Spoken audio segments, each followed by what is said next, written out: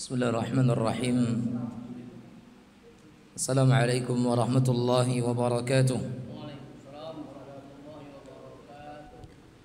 Alhamdulillahi rabbil alamin. Nahmaduhu subhanahu wa nasta'inuhu wa nastaghfiruh. Wa na'udzu billahi min shururi anfusina wa sayyiati a'malina. Man yahdihillahu fala mudilla lahu wa man yudlil fala hadiya lahu. Asyhadu an la ilaha illallah wahdahu la syarika lah wa asyhadu anna Muhammadan abdullahi wa rasuluh.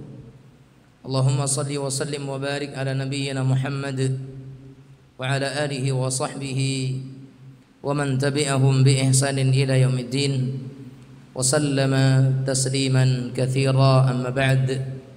Qala Allah azza wa jalla ya ayyuhalladzina amanu taqullaha haqqa tuqatih ولا تموتن إلا وأنتم مسلمون فإن أصدق الحديث كتاب الله وأحسن الهدي هدي محمد صلى الله عليه وسلم شر الأمور محدثاتها فكل محدثة بدعة وكل بدعة ضلالة وكل ضلالة في النار. معاشر المسلمين معاشر المسلمات, saudara-saudari jamaah yang dirahmati oleh Allah Tabaraka wa Ta'ala, kita bersyukur kepada Allah Azza wa Jal atas nikmat yang Allah Subhanahu wa Ta'ala berikan kepada kita, sehingga pada kesempatan malam yang mulia ini kita kembali diizinkan oleh Allah Subhanahu wa Ta'ala untuk sama-sama berkumpul di salah satu dari rumah Allah Tabaraka wa Ta'ala yang mulia ini, di dalam majelis yang kita bacakan di dalamnya ayat-ayat Allah dan hadis-hadis Rasulullah sallallahu alaihi wa ala alihi wa sahbihi wasallam. Dan harapan kita bersama, semoga apa yang kita amalkan pada kesempatan yang mulia ini diberikan oleh Allah Subhanahu wa Ta'ala balasan dan pahalanya, dan juga semoga Allah Subhanahu wa Ta'ala menjadikan kita semua di antara umat beliau sallallahu alaihi wasallam yang senantiasa istiqamah di dalam sunnah beliau sallallahu alaihi wasallam.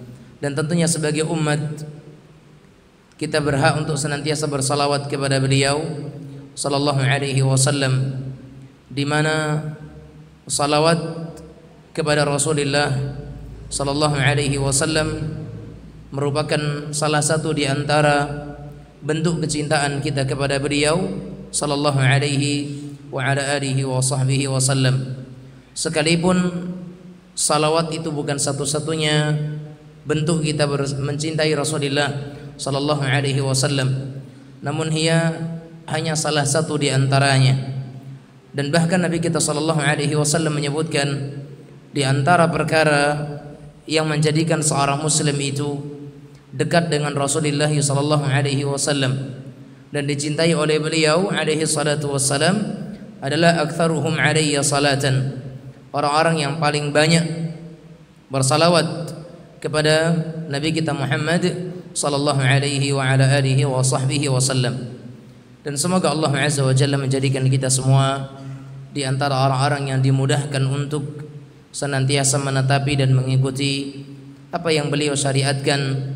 Di antaranya adalah berbagai bentuk ketaatan-ketaatan seperti majelis ilmu, kemudian amal-amal sunnah, dan berbagai hal-hal yang dengannya kita menjadi orang-orang yang akan mendapatkan kecintaan Allah Subhanahu wa Ta'ala. Allahumma amin. Kaum muslimin muslimat yang dirahmati oleh Allah Subhanahu wa Ta'ala, kita masih berada dalam pembahasan kitab Tauhid di bab yang pertama, yaitu tentang bab Tauhid. Dan pada pertemuan yang lalu kita telah menyampaikan dalil yang keempat dari dalil yang dikemukakan oleh Al-Imam Muhammad ibn Abdul Wahhab ibn Sulaiman At-Tamimi An-Najdi Al-Hambali rahimahullahu ta'ala.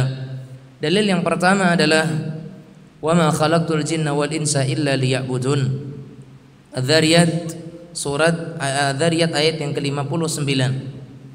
Kemudian dalil yang kedua, Allah katakan wa laqad ba'atsna fi kulli ummatin rasula an i'budullaha wajtanibut taghut. An-Nahl ayat yang ke-36. bahwasanya kami sungguh telah mengutus kepada tiap-tiap umat itu seorang rasul yang mana mereka menyeru dan mengajak untuk beribadah kepada Allah Azza wa Jalla dan untuk menjauhi taghut. Terima kasih. Kemudian dalil yang ketiga yang disebutkan oleh sang penulis rahimahullahu taala adalah di dalam surat Al-Isra ayat yang ke-23, wa qadha rabbuka alla ta'budu illa iyyah. Dan Allah telah menetapkan, memerintahkan agar kalian itu beribadah hanya kepada Allah Subhanahu wa taala.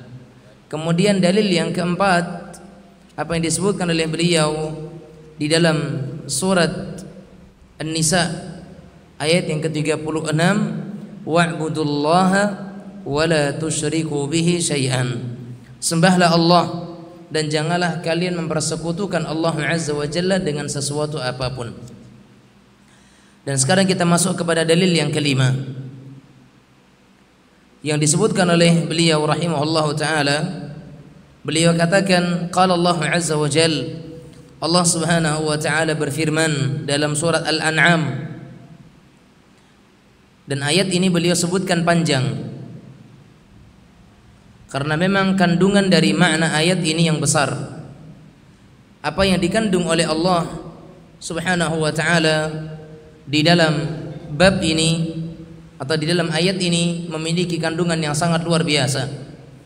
Di antaranya apa yang disebutkan oleh Allah Azza wa Jalla di dalam ayat ini, kata Allah tabaraka wa taala, a'udzu billahi minasyaitonir rajim, qul ta'alu atlu ma harrama 'alaikum rabbukum alla tusyriku bihi syai'an.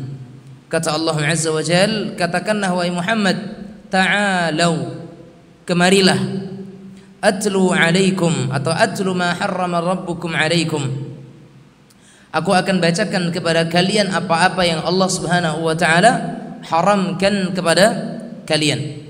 Ayat ini disebutkan oleh sang penulis karena Allah Azza wa Jalla menyebutkan di dalam ayat ini bahwasanya Nabi Muhammad sallallahu alaihi wasallam diperintahkan oleh Allah untuk menyampaikan kepada umatnya perkara-perkara yang diharamkan oleh Allah.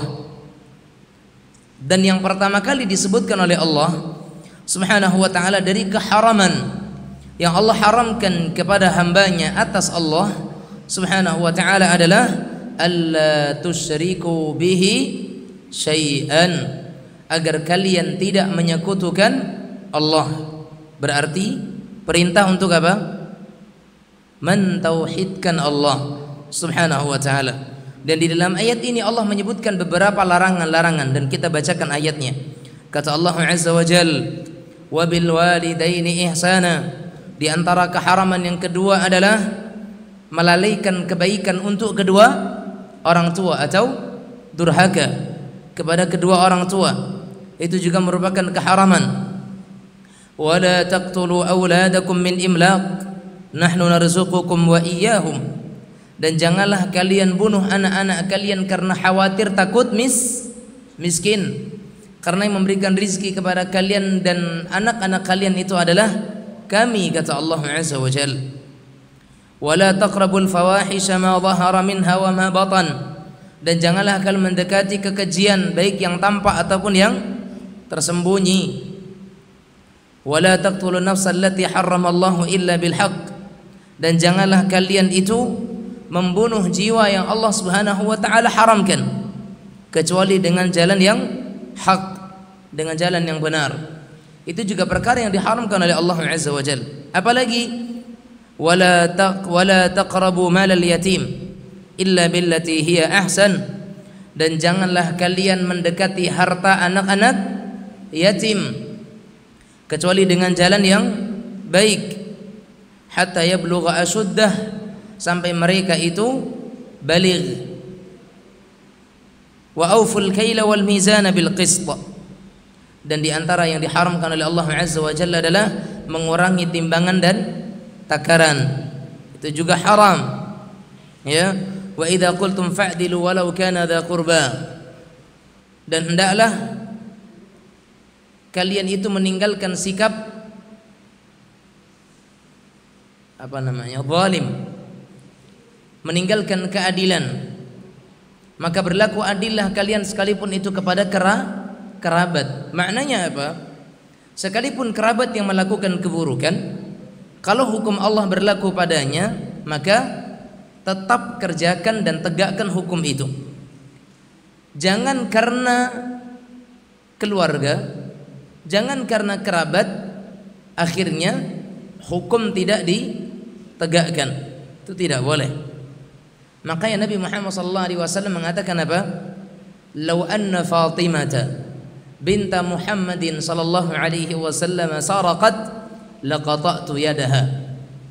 Kalau sekiranya Fatimah putri Muhammad sallallahu alaihi wasallam melakukan kesyirikan, melakukan pencurian, maka aku akan potong tangannya. Ini kata siapa? Kata Rasulullah sallallahu alaihi wasallam. Keadilan. Sekalipun yang melakukan pencurian itu adalah anaknya sendiri, maka harus ditegakkan hukum. Itu Rasulullah sallallahu alaihi wasallam. Kemudian kata Nabi, kata Allah Azza wa Jalla, di antara hal yang Allah Subhanahu wa taala haramkan itu adalah wa bi'ahdillahi aufu, melanggar janji kepada Allah Azza wa Jalla. Karena Allah perintahkan di sini untuk menunaikan janji kita kepada Allah Subhanahu wa taala. Kemudian Allah Azza wa Jalla menyebutkan di ayat selanjutnya, wa anna hadza sirati mustaqiman fattabi'uh, dan ini adalah jalanku yang lurus, maka ikutilah dia, kata Allah. Dan ini adalah jalanku yang lurus. Sehingga jalan yang lurus ada berapa? Jalan yang lurus ada berapa? Satu, yaitu jalannya Allah Azza wa Jalla. Karena kata Allah, wa anna hadza sirati mustaqiman fattabi'uh, dan ini yang satu adalah jalan yang lurus, dan itu jalanku, maka ikutilah jalanku yang satu serta lurus itu, kata Allah. Wala tattabi'us subula fatafarraqa bikum an sabilih, dan janganlah kalian mengikuti jalan-jalan yang banyak, niscaya kalian akan terpecah belah dari jalannya. Dzalikum wasaqum bihi la'allakum tattaqun, yang demikian itulah yang diperintahkan oleh Allah kepada kalian agar kalian menjadi orang-orang yang bertakwa. Sisi pendalilan yang dibawakan oleh Syekh Muhammad bin Abdul Wahhab dalam bab ini adalah alla tusyriku bihi syai'an, dan janganlah kalian mempersekutukan Allah Azza wa Jalla dengan sesuatu apapun, menunjukkan akan haramnya kesyirikan dan kelaziman bagi seseorang atau kelaziman dari Allah Subhanahu wa ta'ala terhadap keharaman syirik dan wajibnya tauhid. Karena tidak mungkin terlaksana tauhid kecuali dengan meninggalkan syirik, dan tidak mungkin seseorang itu bisa meninggalkan syirik kecuali dia harus merealisasikan tauhid. Karena dua hal ini adalah dua perkara yang berlawanan. Jika datang yang satu, maka akan rusak yang lain. Jika ditegakkan yang satunya lagi, maka yang lain akan kalah. Demikianlah antara tauhid dengan syirik. Ketika yang ditegakkan tauhid, maka syirik akan hilang dan pergi. Namun ketika syirik yang dilakukan, maka tauhid yang akan runtuh dan rusak. Ini yang disebutkan oleh para ulama, sama dengan sunnah dan bid'ah. Ketika sunnah yang ditegakkan, yang dijalankan, maka bid'ah yang akan surut.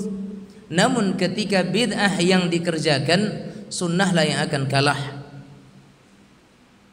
Karena memang Nabi kita Muhammad sallallahu alaihi wasallam menjadikan sunnah sebagai lawan dari bid'ah, dan mengajarkan tauhid sebagai lawan dari syirik, sebagaimana yang hak itu adalah lawan dari yang batil.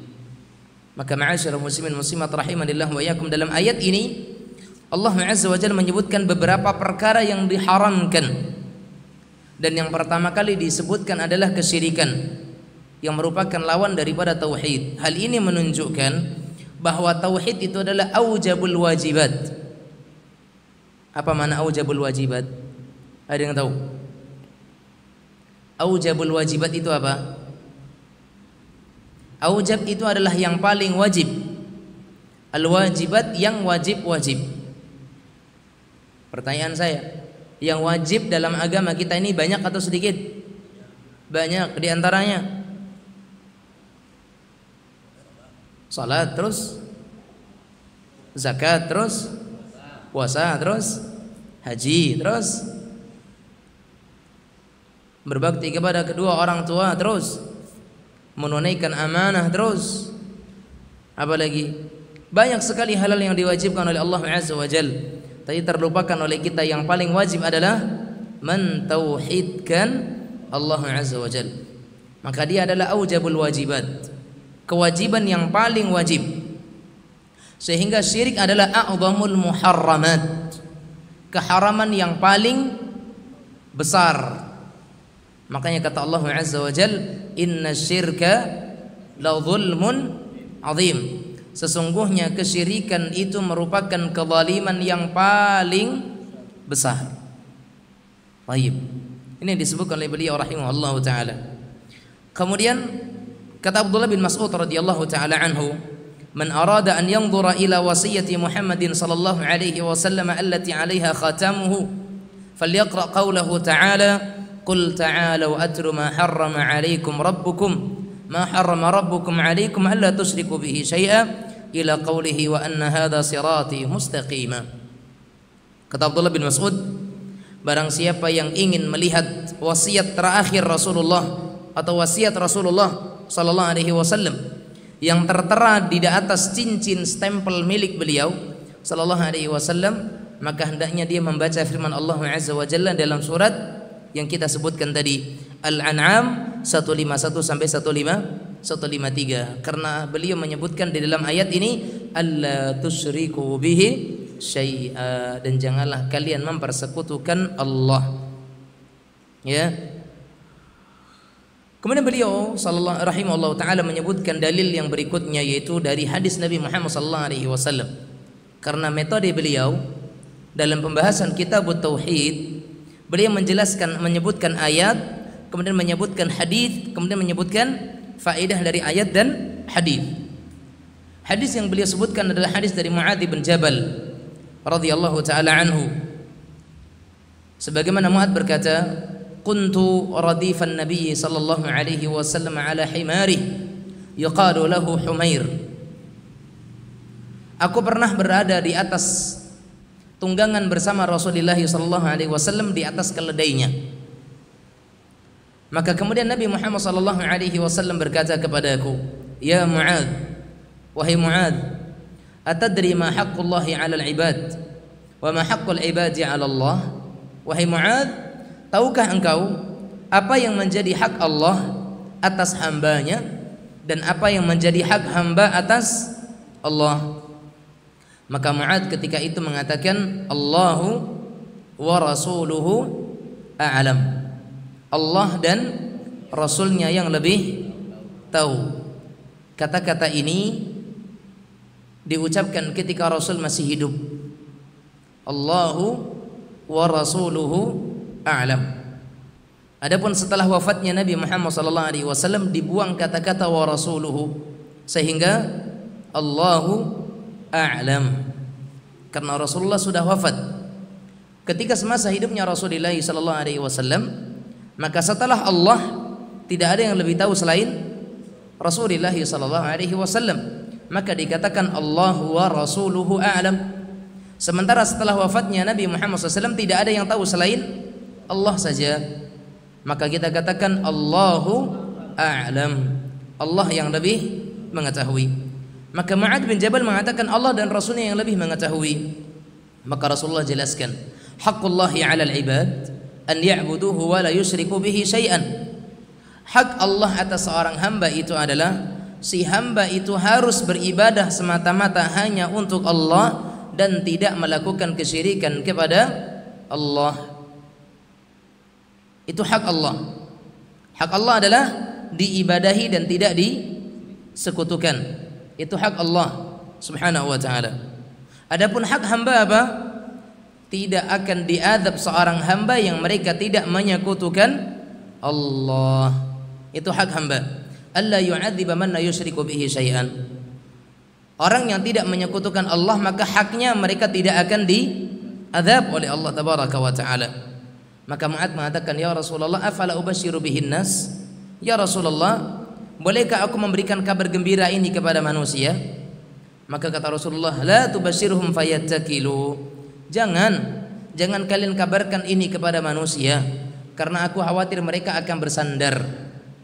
Sehingga banyak orang yang mereka tidak akan menyekutukan Allah, dan mereka juga akan meninggalkan ibadah ketika dikabarkan secara cepat-cepat. Tapi kenapa kemudian dikabarkan? Karena Mu'adz khawatir ketika beliau wafat kemudian ada hadis Nabi yang tidak tersampaikan. Maka menjelang wafatnya Mu'adz, beliau sampaikan hadis ini. Walaupun pada dasarnya Nabi Muhammad SAW tidak menginginkan hal itu disampaikan, karena khawatir itu akan menjadikan manusia berpangku tangan hanya dengan tidak melakukan kesyirikan saja, sehingga mereka meninggalkan ibadah, meninggalkan ketaatan, meninggalkan kebaikan, meninggalkan amal saleh hanya dengan karena hal ini saja. Tayyib, ma'asyiral muslimin muslimat rahimanillah wa iyyakum. Lihat ya di sini. Nabi Muhammad sallallahu alaihi wasallam menyatakan apa? Orang yang tidak melakukan kesyirikan, maka jaminan bagi mereka adalah mereka tidak akan disiksa. Pemahaman kebalikannya, orang-orang yang melakukan kesyirikan berarti mereka itu adalah orang-orang yang akan mendapatkan siksa. Bahkan Allah Azza wa Jalla menyatakan apa? Innahu man yusyrik billah faqad harramallahu alaihil jannah. Siapa yang menyekutukan Allah, maka Allah telah haramkan baginya itu surga. Surga haram bagi mereka yang melakukan kesyirikan. Kesyirikan yang bagaimana? Kesyirikan yang dalam bentuk menjadikan tandingan untuk Allah Azza wa Jalla, beribadah kepada selain Allah, ya, menjadikan tandingan-tandingan untuk Allah Subhanahu wa taala. Kita lihat bagaimana yang disebutkan oleh beliau rahimahullahu taala. Faedah daripada ayat-ayat yang kita bacakan tadi dan juga hadis yang disebutkan oleh beliau di sini, di antaranya adalah tawadhu'nya Nabi Muhammad sallallahu alaihi wasallam. Tawadhu'nya Rasulullah. Beliau orang yang paling mulia, tetapi mau naik tunggangan yang seadanya.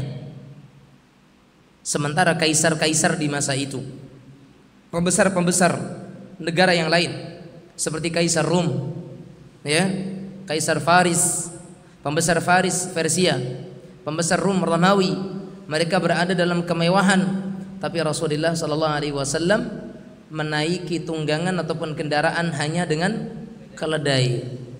Ya. Hewan yang disebutkan oleh Allah sebagai hewan yang memiliki suara yang paling dibenci. Inna anqaral aswati la sautul hamir. Sesungguhnya suara yang paling dibenci atau yang menggelikan adalah suara hamir, keledai. Disebutkan oleh Allah Azza wa Jalla. Tetapi beliau hanya menjadikan tunggangannya dari seekor keledai saja. Dan Ibnu Hajar rahimahullah taala berkata bahwa Ibnu Mandah telah menulis tentang nama-nama para sahabat yang pernah dibonceng oleh Rasulullah sallallahu alaihi wasallam, dan beliau menyebutkan lebih daripada 30 orang. Bayangkan tuh, pimpinan dunia, bukan pimpinan negara. Nabi Muhammad SAW pimpinan dunia, tapi tidak gengsi membonceng rakyat biasa, naik di atas kendaraan yang seadanya, ya. Dan itulah yang ditiru oleh Umar bin Khattab radhiyallahu taala anhu semasa beliau menjadi khalifah. Ketika berkunjung ke suatu daerah, gitu, Umar nggak mau selamanya dia di atas tunggangan. Akhirnya terjadi perundingan. Ya udah, kamu naik, saya turun. Ketika engkau turun, aku yang di atas, bergantian. Karena nggak mungkin pengawalnya selalu di bawah, kasihan, tentu capek. Dan tidak mungkin pula Umar selalu di atas, keenakan. Sementara wajar nggak seorang raja dia enak? Wajar sekali. Alhasil, ketika sampai di tujuan, yang di atas tunggangan ketika itu jatahnya siapa? Pelayannya. Jatah pengawal.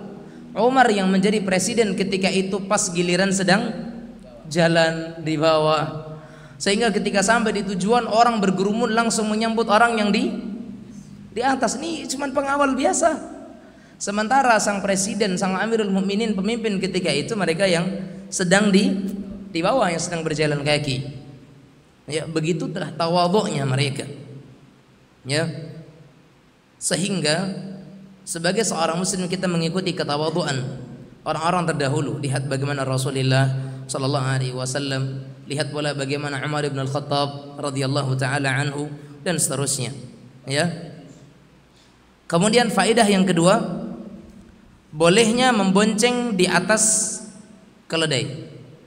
Artinya bolehnya membawa seseorang itu di atas satu tunggangan. Ya, selama kita tahu bahwasanya hewan itu kuat. Ya, selama kita tahu bahwasanya hewan itu memiliki kekuatan. Ya, tapi kalau sudahlah keledainya kurus, enggak punya kekuatan, naik pula dua orang, ini namanya zalim, menyiksa tunggangan. Ya, ibaratnya kita punya Honda, kemudian Hondanya Honda jadul sana, ya, Honda tahun 70-an, kemudian udah betul-betul enggak ada kekuatan, yang naik yang satu bobot 110 kilo, yang dibonceng bobotnya 80 kilo. Zalim atau tidak? Zalim kepada kendaraan karena tidak sesuai. Kalaupun Honda mungkin oke-oke sajalah, benda mati, dia tidak merasa kesakitan. Tapi kalau keledai,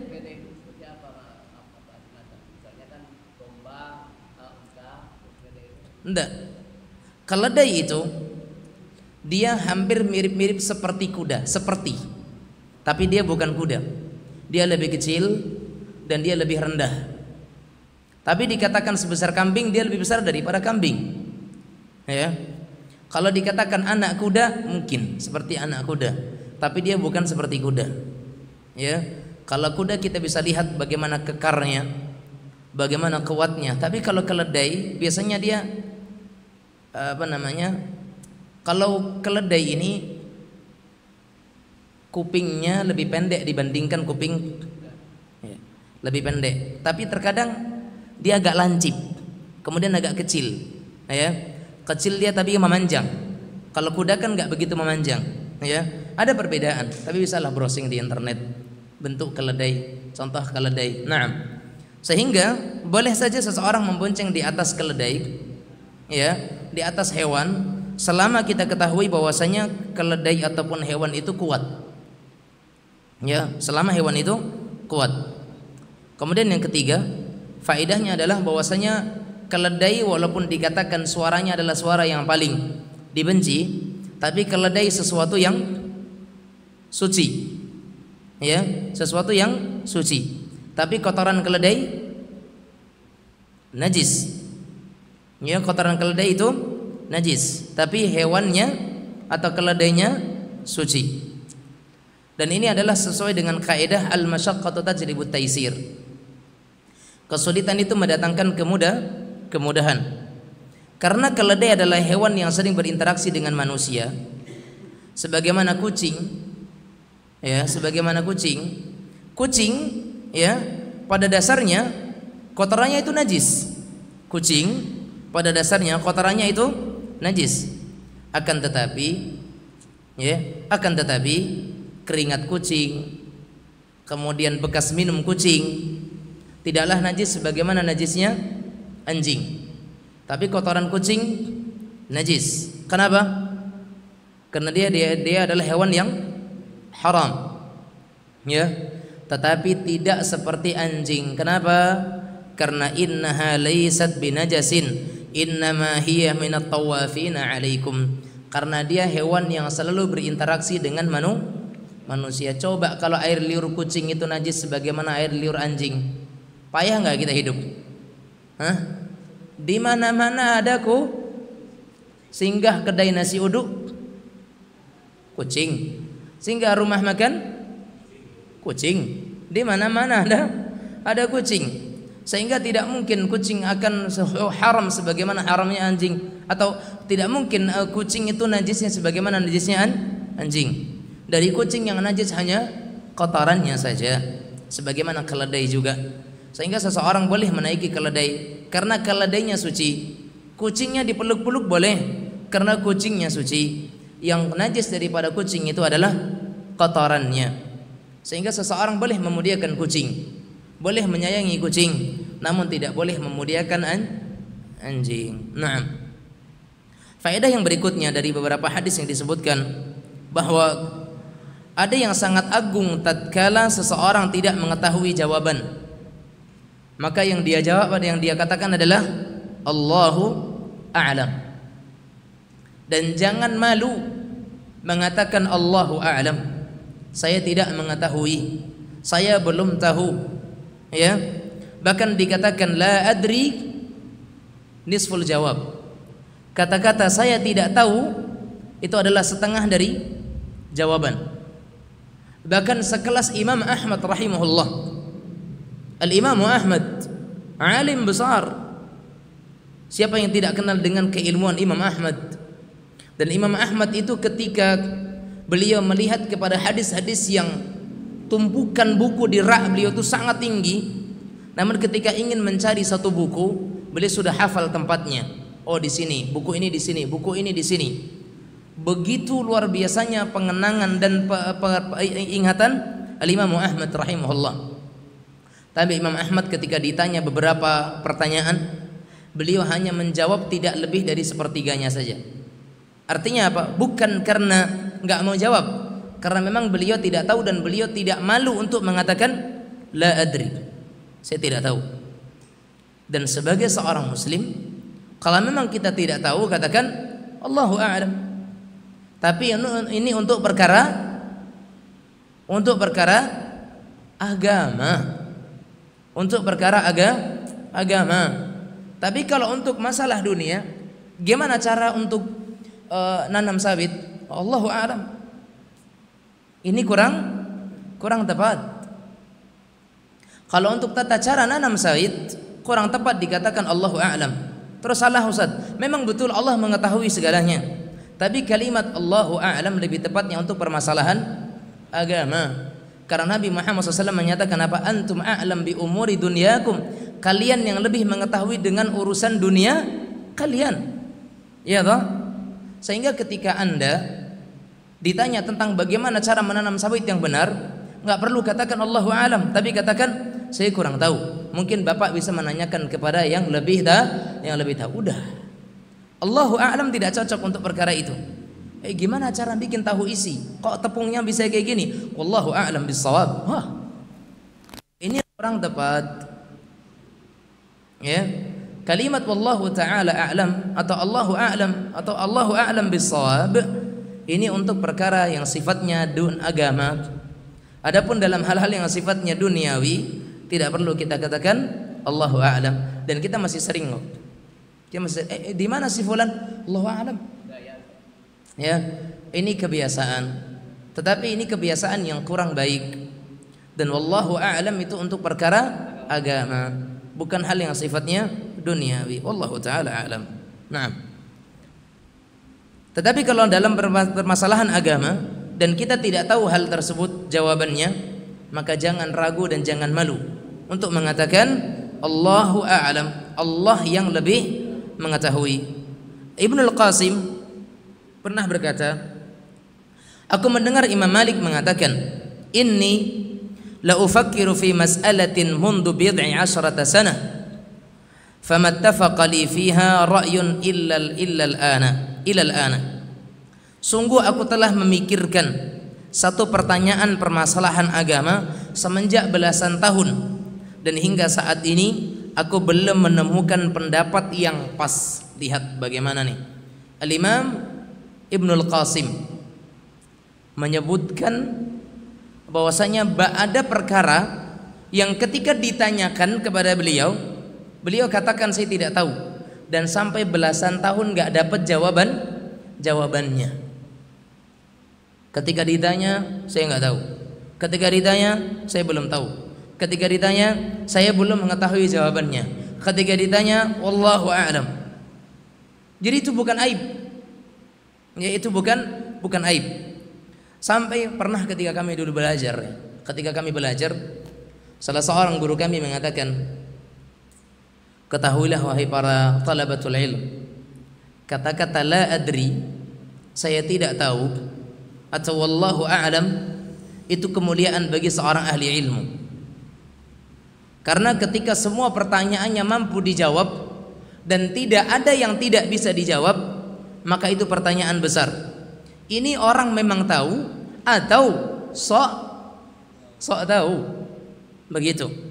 Sampai akhirnya pernah diceritakan oleh guru kami ketika itu, ada beberapa orang yang bertanya kepada seorang yang mereka anggap sebagai guru. Bertanya, semua pertanyaan dijawab, nggak ada satupun yang nggak terjawab. Sampai ditanyakan kepada orang yang lain, orang tadi nggak bisa jawab. Ketika ditanyakan kepada dia, terjawab. Mereka mulai ragu, ini orang betul faham atau ini orang pura-pura faham atau sok faham. Akhirnya 5 orang mereka membuat sebuah penelitian, bahasa bagusnya lah, bahasa sopannya, walaupun kalau kasarnya ngetes guru. Akhirnya mereka mengatakan, ya udah, masing-masing kita datangkan satu huruf. Masing-masing kita datangkan satu huruf. Satu datang huruf kha, yang satu huruf nun, yang satu huruf fa, yang satu huruf sin, yang satu huruf ra. Masing-masing mendatangkan satu huruf. 5 huruf tadi mereka buat satu kata. Acak aja. Ya, misalkan yang satu bawa huruf B, yang satu bawa huruf A, yang satu bawa huruf U, yang satu bawa huruf F, yang satu bawa huruf N misalkan. Akhirnya dibikin kata-kata bafun misalkan. Apa arti bafun? Nggak tahu ya. Dibuka kamus pun nggak akan ketemu kan begitu. Bafun, apa bafun? Contohnya seperti itu, tapi dalam bahasa Arab. Akhirnya ini murid-murid ini datang kepada guru tadi, Syekh, Ustadz, apa makna bafun? Kalau dalam kitanya. Akhirnya mereka bikin harakat khunfusyar. Syekh, ma makna khunfusyar? Apa itu khunfusyar? Sementara di kamus nggak ada itu khunfusyar. Maka dikatakan oleh Syekh ini, khunfusyar itu sebuah pohon yang berasal di daerah begini, tumbuhnya begini. Sok tahu ternyata. Sementara ketika dicari di semua media nggak ada istilah khunfusyar itu. Udahlah, setelah itu fix. Ini orang bukan tahu tapi sok tahu. Seorang muslim tidak demikian. Kalau dia tahu dia jawab. Juga tidak boleh menyembunyikan ilmu. Kalau tidak tahu jangan dijawab. Katakan wallahu a'lam, saya belum tahu atau saya tidak tahu. Jadikan ini PR bagi saya. Atau saya cari tahu dulu jawabannya. Enggak ada aib. Ya bukan aib. Masa iya Ustadz nggak bisa jawab? Memang Ustadz apaan? Ya kan? Ustadz juga terbatas ilmunya. Tidak semua bidang ilmu dikuasai. Kan begitu ya? Makanya kalau sekiranya ada seorang ustadz ketika ditanya dia mengatakan wallahu alam, saya belum mengetahui, itu kemuliaan bagi seorang ustadz. Bahkan itu merupakan bagian daripada ilmunya. Karena kata-kata la adri nisful ilm. Kata-kata saya tidak tahu itu setengah daripada ilmu. Kenapa? Karena dia tahu bahwasanya dirinya itu tidak mampu. Itu pengetahuan. Tapi kalau orang semua pertanyaan dijawab, maka dia nggak sadar dirinya itu tidak punya ilmu. Iya toh? Maka ini tidak baik. Sehingga di antara hal yang baik bagi seorang muslim adalah ketika ada perkara yang tidak diketahui maka katakan wallahu a'lam. Jangan mencoba menurut saya. Wah, kalau udah menurut saya ini perlu dikhawatirkan. Kalau seseorang ditanya tentang agama, jawabannya menurut dayan nih, oso-oso ada dayan, ya, dan sebagainya, maka jauhi orang yang seperti ini. Ya, jauhi orang yang seperti ini. Karena dia bukan dibangun, jawabannya tidak dibangun di atas dalil atau tidak berpedoman kepada perkataan para ulama, baik itu di kalangan sahabat ataupun yang setelahnya. Ya. Dan yang terbaik bukan seperti itu. Kalaupun dijawab, ya dia jawab saja. Tidak perlu mengatakan menurut saya, karena kita bukan siapa-siapa. Contohnya nih, saya ditanya, kemudian saya jawab. Itu jawaban bukan karena penelitian kita, tapi jawaban itu karena pengetahuan kita setelah kita mendapatkan jawaban dari para ulama. Bukan semata-mata karena imajinasi kita atau karena penelitian kita, karena kejeniusan kita, tidak. Kita ini siapa? Untuk istidlal kita mungkin tidak sepaham, bahkan kita sangat lemah dalam hal itu, sehingga apa yang kita jawab itu sebagaimana yang dinukil dari jawaban para ulama. Ya, oleh karena itu ma'asyiral muslimin muslimat rahimanallahu wa iyyakum, sebagian ulama mengatakan apa? Tidak perlu takjub kepada orang yang bisa menjawab semua pertanyaan. Tidak perlu takjub, karena kalaupun semua pertanyaan terjawab, itu bukan karena kepandaiannya, tapi karena dia sudah membaca perkataan-perkataan, jawaban-jawaban para ulama, sehingga jawabannya sebatas sebagai nukilan saja. Bahasa kitanya copy paste. Apa yang dia dapatkan dari ulama dia copy, ketika dia mendapatkan pertanyaan yang sama dia paste ketika itu. Itu saja. Jadi nggak ada yang perlu diagung-agungkan dari seorang, ya. Hormati seorang ahli ilmu, iya. Tapi untuk kemudian kita kultuskan sampai kita angkat tidak ada orang yang lebih alim daripada dia, dalam rangka untuk mentazkiyah dia seolah-olah tidak ada kesalahan, tidak ada kekurangannya, maka hal ini yang tidak dibolehkan. Ya. Karena Nabi kita alaihi salatu wasallam mengatakan wala nuzaki 'alallahi ahada. Karena kita tidak boleh mentazkiyah seseorang atas nama Allah tabaraka wa taala. Kata Imam Al-Haytham Ibnu Jamil, beliau berkata, "Syahidtu Malikan su'ila an 48 mas'alatan faqala fi 32 minha la adri." Lihat Imam Malik. Imam Malik pernah ditanya 48 pertanyaan. 48 pertanyaan ditanya, yang 32 beliau jawab la adri. Saya nggak tahu. 48 yang terjawab 6 boleh. 48 pertanyaan yang terjawab 16. Yang 32 tidak terjawab. Beliau katakan dengan apa? La adri. Saya tidak tahu. Dan itu adalah nisful ilm, setengah daripada ilmu. Maka sebagai seorang ahli ilmu atau sebagai orang yang belajar, jangan ragu dan jangan malu untuk mengatakan la adri, saya tidak tahu, atau wallahu a'lam. Wallahu taala alam bisawab. Kita mendengarkan adzan isya terlebih dahulu. Wassallallahu wasallam ala nabiyina Muhammad wa ala alihi wa sahbihi wasallam.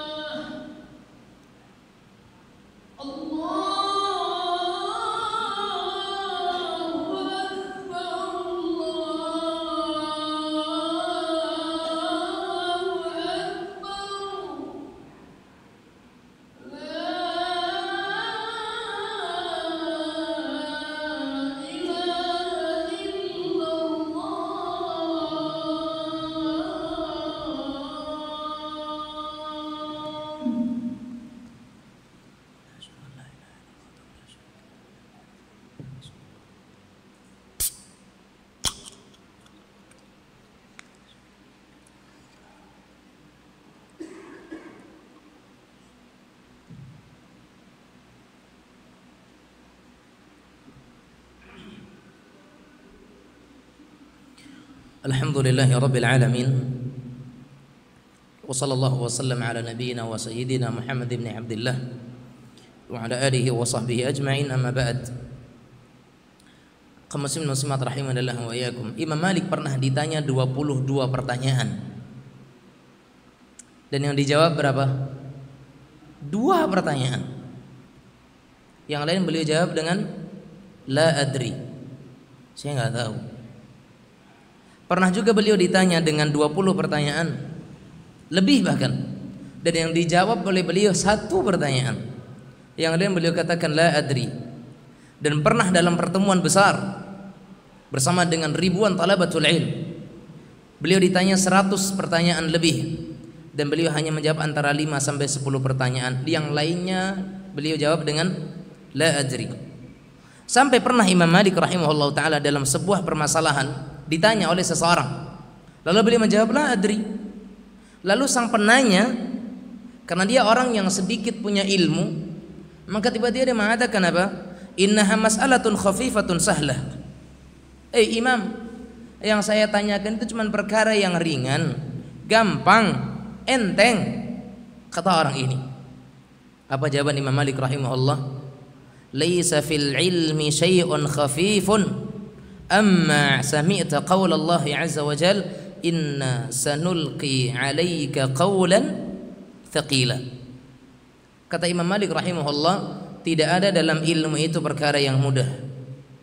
Enggak ada ilmu agama yang ringan, tidak ada ilmu agama yang sepele. Tidakkah engkau mendengar firman Allah azza wa jal, sesungguhnya kami akan menurunkan kepadamu perkataan yang berat, ya atau tidak? Sesungguhnya kami akan menurunkan kepadamu perkataan yang berat. Apa itu? Ilmu. Sehingga ilmu itu berat, ilmu itu susah, dan ilmu itu bukan perkara yang sepele, dia besar. Makanya tidak bisa dikatakan mas'alatun khafifun sahlun. Tidak bisa dikatakan masalah khafifah, permasalahan yang ringan, permasalahan yang sepele, permasalahan yang mudah. Tidak bisa. Karena ilmu semuanya berat, ilmu semuanya besar, ilmu semuanya agung. Sehingga beliau mengatakan apa? Laisa fil ilmi syai'un khafifun. Tidak ada dalam masalah ilmu perkara yang ringan. Begitu juga ketika beliau pernah ditanya oleh seseorang dengan suatu pertanyaan, maka Imam Malik rahimahullah ta'ala mengatakan la a'lam, aku tidak mengetahuinya. Maka ada orang yang lain, bukan yang nanya, ada yang berkata, kalau Anda tidak tahu, lantas apa yang Anda tahu? Atau kalau Anda tidak tahu, siapa yang akan mengetahuinya lagi? Imam Malik berkata, waihak, celaka kalian, emangnya siapa saya? Karena kalimat itu, kalau engkau nggak tahu, siapa lagi yang akan tahu? Seolah-olah tidak ada yang lebih alim daripada Imam Malik, kan begitu? Para ulama itu demikian, Bapak Ibu sekalian. Mereka tidak merasa sebagai orang yang paling tahu. Justru para ulama mereka merasa diri mereka orang yang paling tidak tahu. Itu para ulama. Makanya ketika ada yang mengatakan, wahai Imam, kalau engkau saja tidak mengetahui, maka siapa yang akan mengetahuinya? Dalam rangka memuji sebenarnya. Karena mereka fahami Imam Malik adalah orang yang paling tahu. Tapi kata Imam Malik, waihak, celaka engkau, emangnya siapa saya? Apakah kedudukanku sehingga aku harus tahu apapun yang tidak aku ketahui? Ya.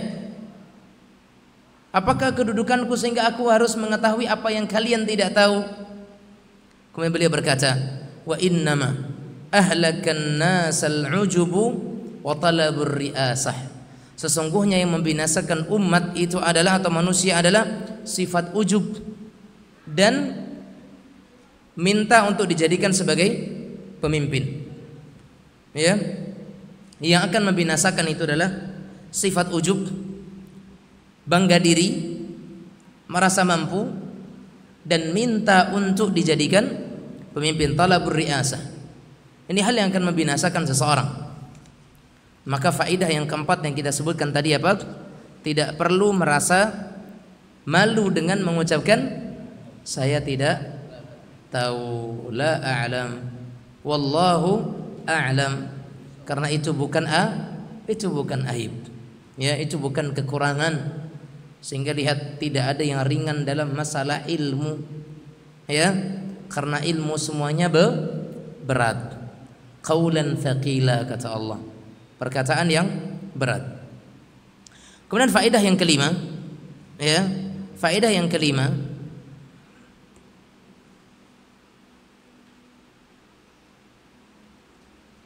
kata beliau di sini, jika kita tidak tahu jawaban pertanyaan tentang agama, maka kita menjawab Allahu a'lam. Dan manakala terjadi pertanyaan yang kita ketahui, yang tidak ketahui di dalam permasalahan dunia, maka sepakat para ulama cukup mengatakan aku tidak tahu. Karena Nabi pernah mengatakan antum a'lamu bi umuri dunyakum. Kalian lebih mengetahui tentang urusan dunia kalian. Itu yang saya katakan tadi. Tidak tepat untuk mengatakan Allahu a'lam dalam masalah dunia. Cuma nambe asdoger bu ya. Wallahu a'lam. Ya, wallahu a'lam. Itu kurang tepat. Ya, kata-kata Allahu a'lam itu untuk perkara akhirat, perkara agama. Untuk perkara dunia tidak sepantasnya. Ya. Bapak jauh bisa mantap seperti ke pasangan. Allahu a'lam. Saya enggak tahu. Jangan. Cukup katakan saya tidak tahu saja.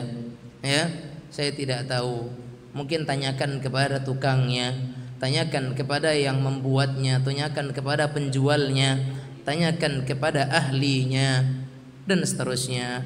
Dan kata-kata wallahu a'lam bukan untuk masalah dunia. Dan faedah dari hadis tadi, hadis Mu'adz bin Jabal tadi yang berikutnya adalah bolehnya menyembunyikan ilmu jika ada maslahat. Ingat ya, boleh menyembunyikan ilmu jika ada maslahat. Seperti apa? Jika itu disampaikan orang akan bersandar. Seperti tadi Nabi mengatakan jangan beritakan ini kepada manusia. Takutnya mereka itu akan bersandar. Sama dalam hadis ketika mengatakan tidak ada satupun manusia kecuali tempatnya di surga atau di neraka sudah ditentukan. Kan begitu? Akhirnya kan ada sahabat, kalau begitu wahai Rasulullah ngapain beramal? Jangan bego ini adalah latihan beramal tempat dayan di neraka. Kan begitu? Maka itu yang tidak diinginkan Rasulullah sallallahu alaihi wasallam. Kata Rasul, la tubasyirhum. Jangan kalian sampaikan kepada mereka fayattakilu. Aku khawatir mereka itu akan bersandar dengan itu saja. Sehingga mereka tidak beramal, mereka tidak berusaha, mereka tidak beribadah, maka enggak boleh. Ya. Maka selama ketika khawatir ada yang mengatakan apa? Selama saya bertauhid, maka saya tidak akan disiksa oleh Allah. Kalau begitu, maka saya enggak perlu begini, enggak perlu begitu, enggak perlu, pokoknya saya asal bertauhid saja. Kan begitu ya? Maka itu enggak boleh. Ya, tetapi di akhir hayatnya Mu'adz bin Jabal mengabarkan hadis ini, ya, sebelum beliau wafat karena takut akan berdosa, menyembunyikan ilmu dan tidak sampainya hadis Rasulullah sallallahu alaihi wa ala alihi wasallam. Sehingga boleh menyembunyikan ilmu sesaat jika ada maslahat, ya. Namun ketika tidak ada maslahat maka jangan disembunyikan. Kemudian faedah yang berikutnya bahwa mengkhususkan ilmu pada sebagian orang itu hukumnya boleh. Artinya Nabi tidak menanyakan pertanyaan itu kepada orang lain, tapi bertanya kepada Mu'adz. Karena apa?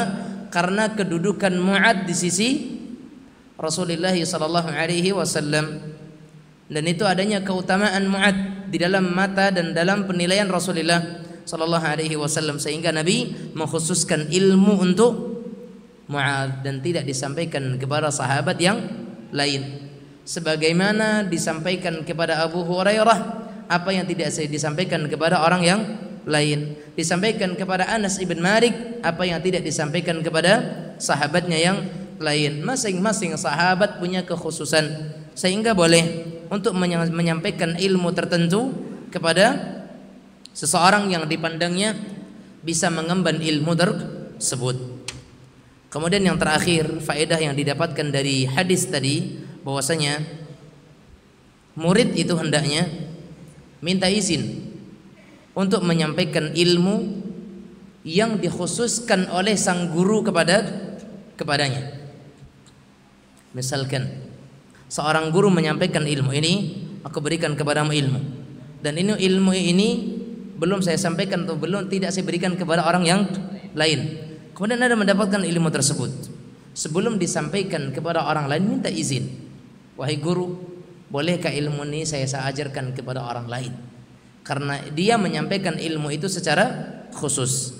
Berbeda dengan ilmu yang kita dapatkan di kajian-kajian seperti ini. Apapun yang saya sampaikan, apapun yang kita jelaskan, apa yang kita paparkan, karena ini memang sudah menjadi umum, Anda mau sampaikan kemanapun, maka itu tidak perlu meminta izin, karena kita tidak sampaikan secara khusus. Dan ini memang sifatnya jangankan untuk yang di sini, yang di mana-mana aja mungkin mendengar melalui siaran langsungnya, kan begitu? Sehingga tidak perlu minta izin dan seterusnya. Insyaallah taala kita lanjutkan pada pertemuan berikutnya, masih dalam pembahasan kitab Tauhid. Silakan jika ada yang bertanya. Fadhal. Silakan Pak.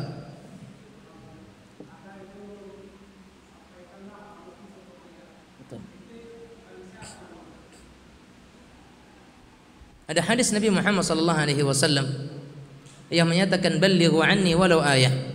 Sampaikan dariku itu walaupun satu ayat. Artinya ayah di sini adalah menunjukkan satu bidang ilmu.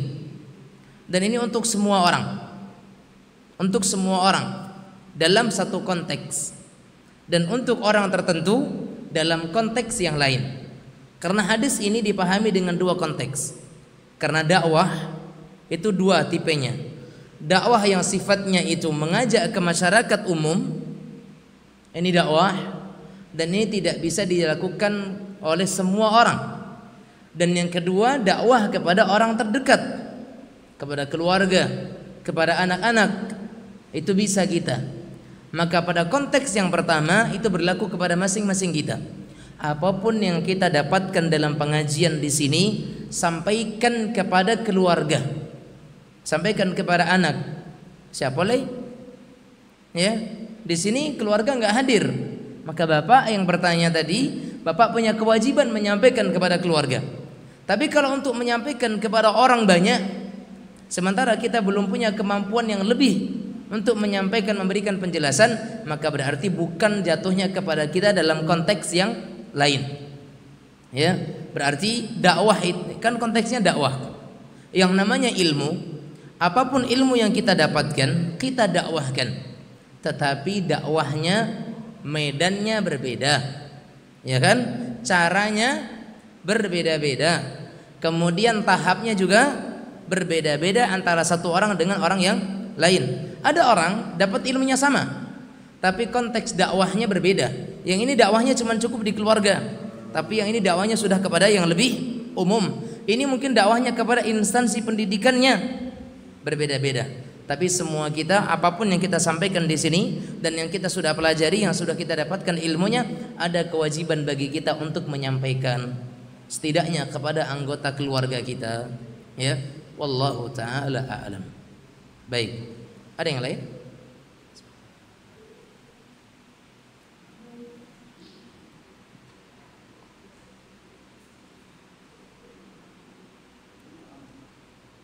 Nah, cukup.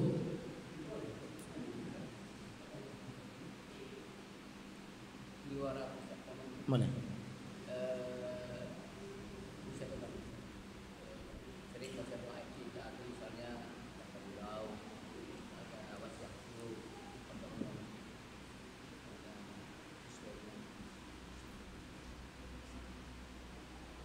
Yang ditanyakan apa? Mengganti-ganti. Baik. Apa hukumnya seseorang itu mengganti satu bacaan dalam salat dan dirubah dalam salat yang lain? Maka hukumnya boleh, karena bacaan semuanya itu waridah. Selama nasnya itu warid, selama nasnya itu ada dari hadis Nabi sallallahu alaihi wasallam, maka boleh-boleh saja. Seperti doa istiftah, Ada yang Allahu Akbar kabira walhamdulillahi katsira wa subhanallahi bukratan wa asila.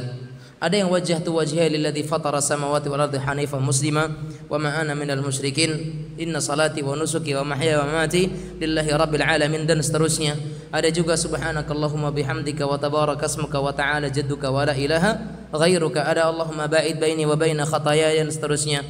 Maka doa-doa ini kan semuanya ada riwayatnya. Maka apakah boleh diganti-ganti? Boleh. Maghrib ini, isya'nya ini, nanti subuhnya yang lain, zuhurnya lain, asarnya lain, boleh. Begitu juga doa sujud. Terkadang di maghrib sujudnya subhana rabbiyal a'la. Tiba di isya subhana rabbiyal a'la wa bihamdik. Tiba di subuh subhanakallahumma rabbana wa bihamdika Allahumma ighfirli. Zuhur subhana rabbil jabaruti wal malakuti wal kibriyai wal 'azamah. Tiba di asar subuhun qudusun rabbul malaikati waruh. Tidak mengapa. Bahkan kata Imam An-Nawawi rahimahullahu taala, di dalam permasalahan doa sujud, doa ruku itu boleh digabung jika waktunya panjang. Contoh, imamnya lama ruku, ya ruku awal selesai subhana rabbil azim, subhana rabbil azim, subhana rabbil azim, masih je ruku imam. Apa yang akan dibaca? Subhanakallahumma rabbana wa bihamdika Allahumma ighfirli subuhun qudusun rabbul malaikati war ruh rabbul jabaruti wal malakuti wal kibriyai wal 'azamah. Semuanya dibaca dalam satu kali ruku boleh. Karena semuanya itu waridah. Semuanya ada nasnya dan ada dalilnya. Wallahu taala alam. Akan tuh.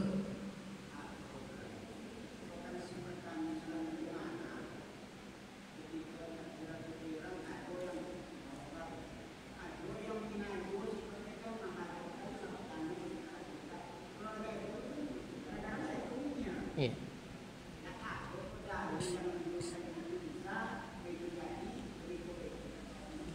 Baik, masya Allah. Nah, pembahasan tauhid, pertanyaan salat. Iya, nggak apa-apa.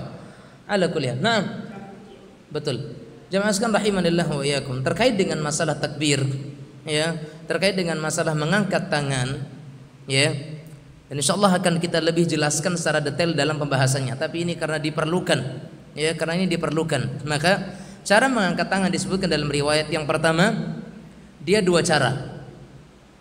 Ngangkatnya ya, tingginya kita katakan. Tingginya itu dengan dua, disebutkan dalam hadis. Hadwa mankibai, sejajar dengan bahu, itu yang pertama. Kemudian hadwa udhunai, sejajar dengan daun telinga. Ini dua-duanya boleh. Sehingga kata para ulama, dikatakan dua-duanya adalah berarti yang boleh itu adalah antara bahu sampai telinga. Mungkin di pertengahannya, mungkin pas sejajar dengan bahunya, atau di daun telinganya. Dan tidak disebutkan di dadanya, apalagi di perutnya. Tidak. Karena makanya kalau orang seperti ini takbir, maka ini kurang tepat. Karena dikatakan takbir mengangkat tangan, kemudian ini telapak tangan, ya, yastaqbilul qiblah, menghadap ke arah kiblat. Ini menghadap ke arah kiblat, sehingga yang tepat begini. Ya, imma itu sejajar dengan bahu atau ke atasnya selama dia tidak lewat ke daun telinga, ya. Tapi yang jelas ini menghadap ke arah kiblat. Kemudian lam yadhummuha wa lam yufarrij bainahum. Ada lam yadhummuha wa lam yufarrij baina asabi'iha. Nabi Muhammad SAW tidak menggenggamkan jari jemarinya dan juga tidak merenggangkannya. Ya, tidak dirapatkan, tidak juga direnggangkan. Jadi natural. Ya, indah rapi pun indah renggang. Jadi ya udah biasa. Mungkin ada agak renggang sedikit, ya. Karena sebagaimana yang diangkat biasa saja. Pokoknya yang ada aturannya adalah telapak tangan menghadap kiblat, setinggi bahu atau daun telinga. Itu yang ada. Dan ini jari tidak rapat juga tidak dibuka. Jadi biasa, natural. Angkat langsung saja, ya. Tentu akan ada jarak antara jari dengan jari. Mungkin seperti itu tuh. Wallahu taala. Sama-sama. Ada yang lain? Silakan.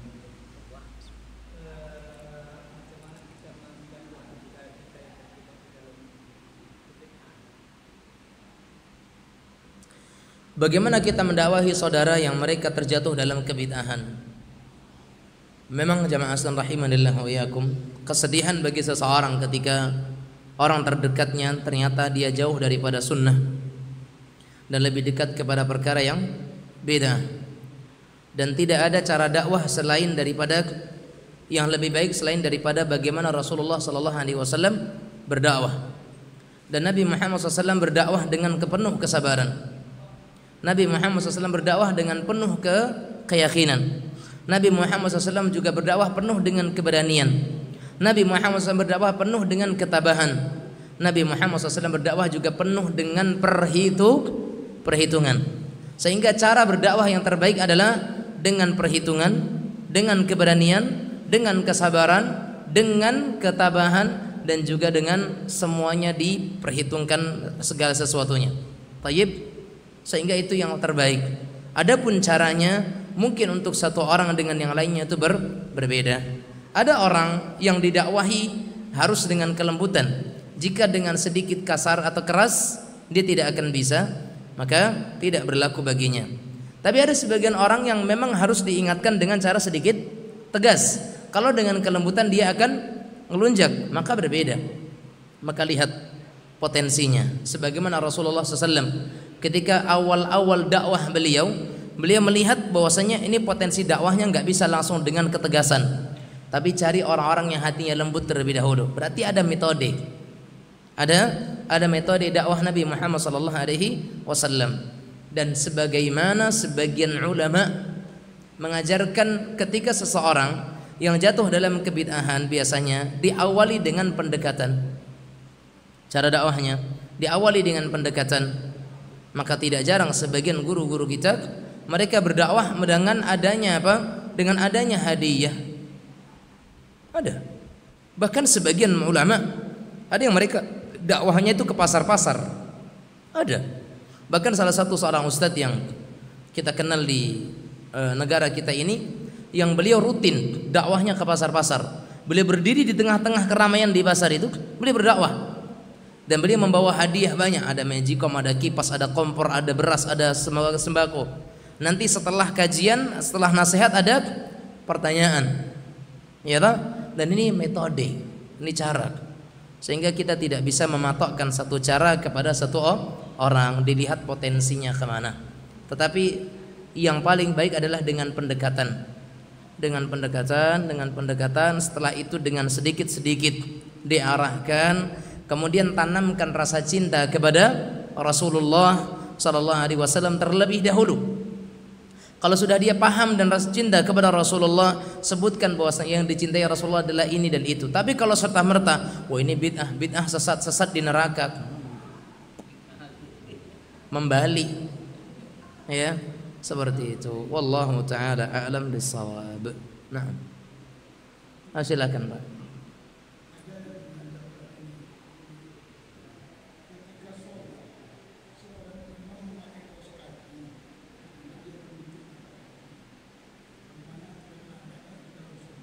Bagaimana? Iya. Tayyib. Bagaimanakah hukumnya seseorang yang salat memakai kaos kaki? Apakah ada tuntunannya? Kaum muslimin muslimat rahimanillah wa iyyakum. Di dalam bab fikih itu ada namanya lubsul khuffain atau ada mas'ul khuffain. Mengusap khuf, kaos kaki. Itu ada pembahasan fikih. Dan di semua buku-buku fikih itu ada mengusap kaos kaki. Berarti kenapa kaos kakinya diusap? Karena orang tadi tidak membuka kaos kakinya ketika berwudu dan ketika salat. Dan hukumnya boleh seseorang itu salat mengenakan kaos kaki jika itu diperlukan, jika itu dibutuhkan. Contoh, cuaca yang sangat dingin ekstrim, maka dibolehkan seseorang salat dengan kaos kaki. Imma itu imam, baik itu makmum, tidak mengapa. Tetapi jangan dijadikan kaos kaki yang dia kenakan adalah kaos kaki yang memiliki bau yang tidak baik, karena itu akan mengganggu. Sebagaimana kita sebutkan dahulu dalam bab salat, di antara adab seseorang mendatangi masjid adalah menjauhkan diri dari bau-bau yang tidak sedap. Ya. Jadi memakai kaos kaki dalam salat hukumnya boleh jika itu diperlukan.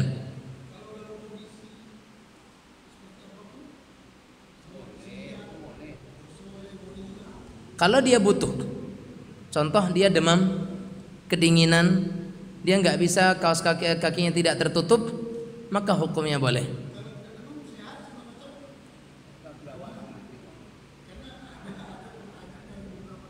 Betul. Iya. Kalau sekiranya tidak ada keperluan, ya, kalau sekiranya tidak ada keperluan, tidak ada kebutuhan, dia tidak demam, wallahu taala alam, mungkin yang bisa kita lakukan adalah berhusnudzan kepada orang tersebut. Bisa jadi dia tidak demam, tapi mungkin di kakinya ada luka, yang mana luka itu jika terbuka mungkin akan menimbulkan atau akan menumbuhkan bau yang kurang baik mungkin, ya, sehingga kita katakan lebih baik kita husnudzan kepada orang, dan salatnya tidak batal sama sekali, ya, salatnya tidak batal dengan menutup kakinya, wallahu a'lam bishawab, karena hal itu dibolehkan dalam syariat kita. Nah, hukumnya boleh. Cukup, ya. Insyaallah kita lanjutkan pada pertemuan berikutnya biidznillah. Hadza wa sallallahu wasallam ala nabiyyina Muhammad wa ala alihi wa sahbihi wasallam. Walhamdulillahi rabbil alamin. Wabillahi taufik. Wassalamualaikum warahmatullahi wabarakatuh. Ya Bunayya Muslim Store, siap menemani hijrahmu.